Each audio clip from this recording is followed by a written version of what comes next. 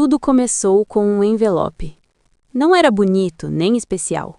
Papel comum, amarelado pelo tempo, selado com uma fita adesiva marrom que já perdera metade da cola.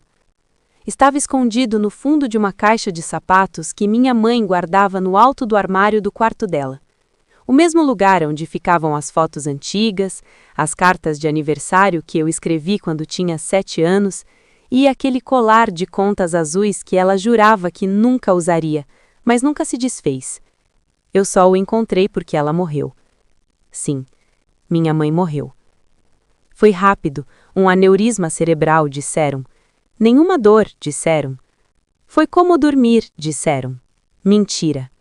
Nada é como dormir quando você deixa alguém para trás com 1000 perguntas sem resposta e uma casa cheia de silêncio.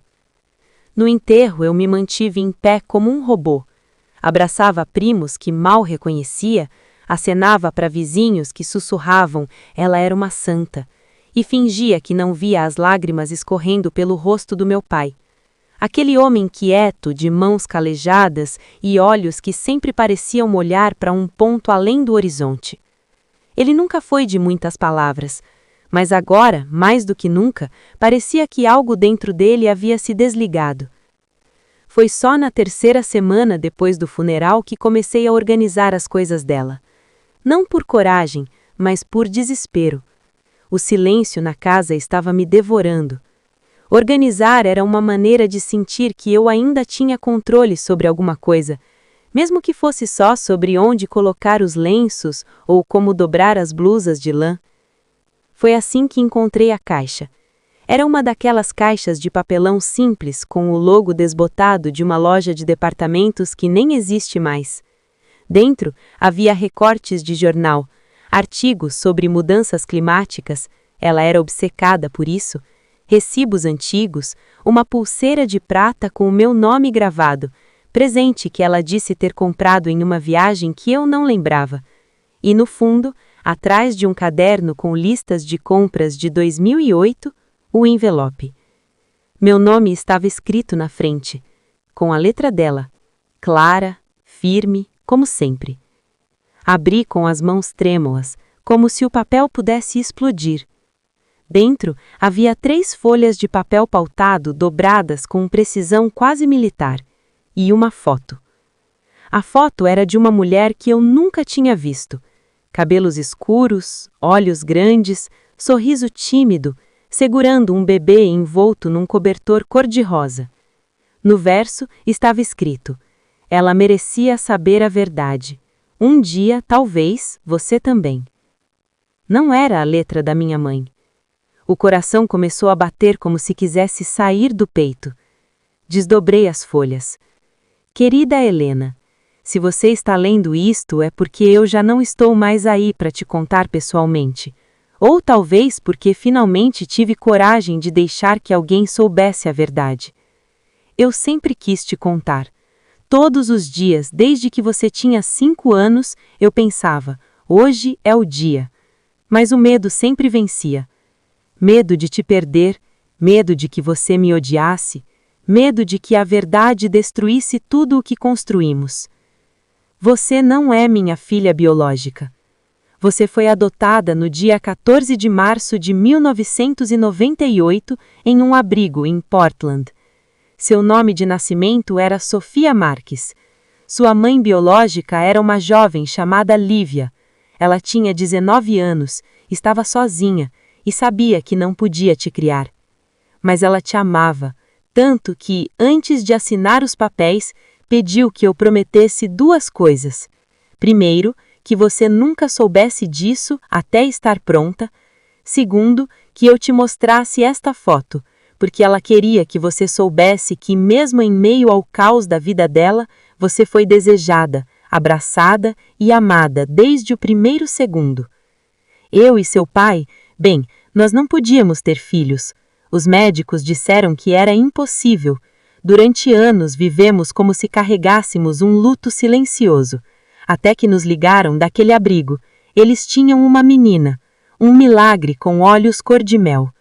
Quando te segurei pela primeira vez, senti que o universo finalmente me havia dado um presente. Eu jurei que te protegeria do mundo, que te daria tudo o que eu nunca tive, e que, acima de tudo, eu te amaria como se você tivesse saído do meu próprio corpo. Porque, Helena, você saiu do meu coração. Se você está lendo isto com raiva, com dor ou com confusão, tudo bem, sinta o que precisar sentir, mas, por favor, não duvide um segundo do quanto eu te amei. Não existe filha de verdade ou filha falsa, existe apenas você, minha filha, minha menina, minha Helena, com todo o amor que ainda existe além da morte. Mãe. Eu li aquilo 3 vezes, 4, 5, cada leitura parecia arrancar uma camada da minha pele. Não era minha mãe. Aquela mulher que me ensinou a amarrar os cadarços, que passou noites em claro quando eu tive febre, que me abraçava mesmo quando eu gritava que a odiava, não era minha mãe biológica. Mas ela era minha mãe. Ou era? A pergunta me atingiu como um soco no estômago. Quem eu era, afinal? Helena Costa, estudante de psicologia, filha de Carla e Roberto Costa, nascida em São Paulo, apaixonada por chá de camomila e séries de suspense, tudo isso era uma ficção? Uma identidade construída sobre um segredo? Passei a noite inteira sentada no quarto dela, segurando aquela foto. A mulher na imagem, Lívia, me olhava com olhos que pareciam dizer: eu sabia que um dia você viria me procurar. No dia seguinte, liguei para o abrigo. E assim começou minha jornada. Capítulo 2. A busca por Lívia. Portland era mais cinza do que eu imaginava. Chovia quase todos os dias, e o cheiro de terra molhada parecia grudar na pele. O abrigo, Casa do Amanhã, ficava em um bairro antigo, com casas de madeira pintadas em tons desbotados de azul e verde. Parecia saído de um filme dos anos 90. A diretora, uma senhora de cabelos brancos e óculos redondos, chamada Doris, me recebeu com um chá de hortelã e um olhar que dizia: você não é a primeira. Já tivemos muitos como você, disse, colocando a xícara sobre a mesa de carvalho. Alguns vêm em paz, outros vêm com fúria, alguns nunca voltam depois da primeira conversa. Eu só quero saber a verdade, respondi, minha voz mais frágil do que eu gostaria. Ela assentiu. A verdade não é um lugar fixo, querida. É um espelho. Às vezes ele te mostra coisas que você não quer ver. Doris me entregou um dossiê lacrado. Dentro estavam os documentos da adoção, assinaturas, relatórios sociais e um nome: Lívia Almeida. Ela não deixou endereço, nem telefone, mas disse que se um dia você viesse, queria que soubesse que morava em Ilhóscara, no litoral norte de São Paulo, que trabalhava com artesanato e que desculpa-me demorar tanto. Ilhóscara? Minha cabeça girou. Eu tinha passado férias lá com meus pais quando tinha 12 anos. Lembro da areia branca, do cheiro de coco, do pôr do sol sobre o mar. Será que ela estava lá, me observando de longe? Voltei para São Paulo em silêncio. Passei dias pesquisando, redes sociais, cadastros de artesãos, grupos locais, até que encontrei Artesanato Lívia, pulseiras de concha e sonhos. Era uma pequena banca na feira da praia. Fui no sábado seguinte. Ela estava lá. Mais velha, claro, cabelos grisalhos presos em um coque desleixado, mãos marcadas pelo tempo e pelo trabalho, mas os olhos eram os mesmos da foto. Quando me viu, parou de falar com o cliente. Ficou pálida. Sofia? Disse com sussurros. O nome me atingiu como um raio. Meu nome é Helena, corrigi, minha voz trêmula. Ela caiu em prantos. Capítulo 3. O abraço que nunca houve. Sentamos em um banco de madeira, longe da feira, perto das pedras. O mar batia com força, como se soubesse que algo importante estava acontecendo. Eu tentei te procurar, disse ela, segurando minhas mãos como se eu fosse desaparecer. Mas prometi à sua mãe, a Carla, que esperaria, que respeitaria o tempo dela. Eu sabia que ela te amava mais do que a própria vida. Por que me deu? Perguntei, a pergunta que carreguei desde que li a carta. Ela suspirou. Minha mãe estava doente, não podia me ajudar. Eu trabalhava limpando casas, ganhava o suficiente para comer, mas não para criar um bebê. Quando soube do abrigo e conheci Carla, vi nos olhos dela o que eu não podia te dar. Estabilidade, amor seguro, um lar de verdade. E por que não voltou? Porque achei que seria egoísmo. Você já tinha uma mãe, um pai, uma vida. Eu não queria ser a estranha que aparece do nada e destrói tudo. Mas você me amava? Ela olhou para o mar. Lágrimas escorriam sem parar. Amava. Amo. Todos os dias desde o primeiro segundo. E então, pela primeira vez, fui abraçada por minha mãe biológica.